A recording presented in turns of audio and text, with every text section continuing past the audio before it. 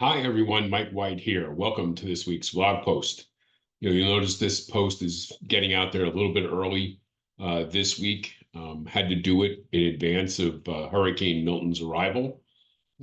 You live in South Florida long enough, and you kind of just go into, what I like to call hurricane mode, and what you do and how you act if you've been here, um, long enough and been through these cycles. You know all about preparation. You know about what you're supposed to do, when you're supposed to do it, how you're supposed to be ready. And some of that is going to depend upon where is the storm coming from? How big a storm is it? What are we likely to see? How long are we likely to experience whatever it is? And then obviously you're going to deal with power outages, property damage, flooding, depending upon where you are. And for me now, I guess this is 13th hurricane season I've been through.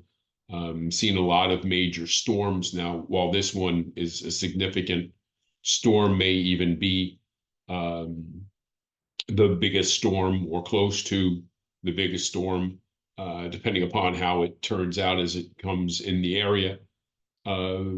You have to respect Mother Nature and what goes on, and you have to be prepared for what it can bring you, and also understand that you need to be a little bit flexible because there's not an exact science to any of this, and people have to know that. So preparation is really critical, and nothing helps when things are going unexpectedly, or things take a tragic turn one way or the other, than to have a plan in place for knowing what you're supposed to do and when you're supposed to do it and how you're going to react, so that you're not driving yourself crazy with making a lot of decisions in the moment, because many of these you can have in place well before anything approaches. And my wife and I have done a really good job of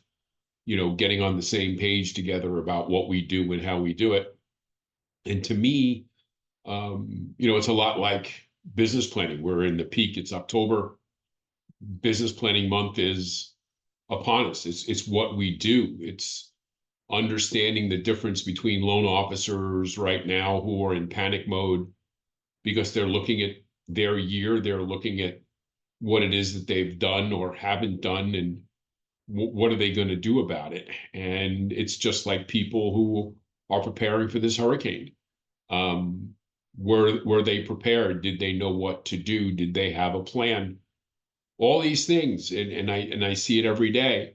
Some people are running around, frantic and in a panic, and other people have their plan in place, and they've done everything that they're going to do, that they've prepared to do, and they're ready for whatever comes their way. And they're all going to go through the storm. It's just never a great thing to be in panic mode, because there may be a time where you're going to have to make a decision, or you're going to have to do something.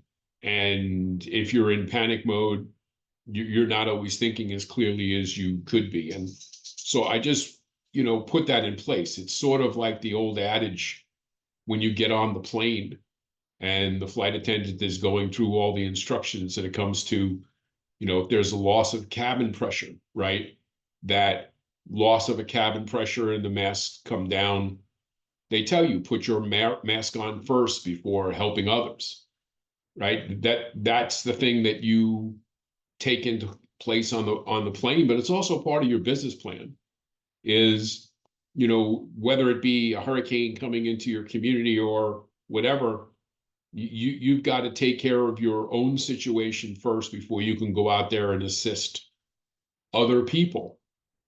And it's, my wife and I have been through this repeatedly, where we have had, neighbors who were new to hurricanes who were not prepared. We've had our own children who have formed families, and it was their first hurricane season, and they weren't really sure what to do and how to be prepared. And so we had them come back to the house because, again, we have a a big house and we have a plan. And those of you who know my wife know that I've probably got 3 months worth of food in here at all times anyway, because she's like that, right? And so it is important that you have a plan of preparation. And yes, you can assist other people, but only once your plan is in place and it's rolling. And as we're doing that, we've got to look at being in our own, again, like I prepared for the hurricane, you've got to prepare in your business the same way. That says, what's my plan going forward? In this part of the cycle, it's pulling out last year's plan and comparing what your projections were to where you are now, and see what's working, what's not working, what needs improvement, what can I eliminate, what should I bring to the table, what are the things that went exactly as I thought they would, what were the surprises, both to the upside and to the downside, because that information is going to be helpful for you going forward with your business plan. And it's, again, with the hurricane season, we've got a generator for our house. And I used to remember the worst part about, getting ready for a hurricane was going out with those gas cans and finding the gasoline and then putting the gasoline in the can and then getting them home without spilling the gas all over the place. And then if we did need the generator, now you got to pour the gas in the generator. And then what happens if you don't use all the gas? Now you've got to put the gas in your car, but it just becomes a giant nightmare. But what did we do? We switched over to a multi-fuel generator that also accepts propane. And since we always have propane tanks for our barbecue and our pizza ovens, it wasn't hard to have extra tanks of propane. If we don't use them for cooking, we can use them for electric generator. If we don't use them for electric generation, we can use them for cooking. It doesn't go bad, and there's really no maintenance to it. So that's what I'm talking about when it comes to your business plan, because sometimes we make plans and things don't always go the way we thought they would go. And it's really important that you know that. But it's also important to be honest with yourself when it comes to the numbers. Did you do everything the way you were supposed to do it or the way you had planned to do it? Because as you're tracking your results, if you didn't put forward the effort that you had intended to put forward, if you didn't do the follow-up, if you didn't do the visits, if you didn't do all the things that you said you were going to do this year, your results are not going to be an accurate measure of how good that plan was. It's only going to be a measure of how well you executed that plan. And you have to make that differentiation. And that's kind of what I do with my clients year in and year out. So just keep that in mind. Also, I want you to just keep in mind, we had that hurricane about a week and a half, 2 weeks ago that went through the panhandle of Florida and up through, Georgia, North and South Carolina, parts of Tennessee and Virginia. And then there are people who are, still devastated by that. And especially, as people are helping them get back on their feet, we're dealing with some of those same people on the Gulf Coast of Florida who are dealing with this, on top of that. And it's really important that you keep all of these people in your thoughts and your prayers. And if you can reach out and help, then by all means do so. But the very least that you can do is keep them in your thoughts and prayers, because they're going to need all the help that they can get and all the support.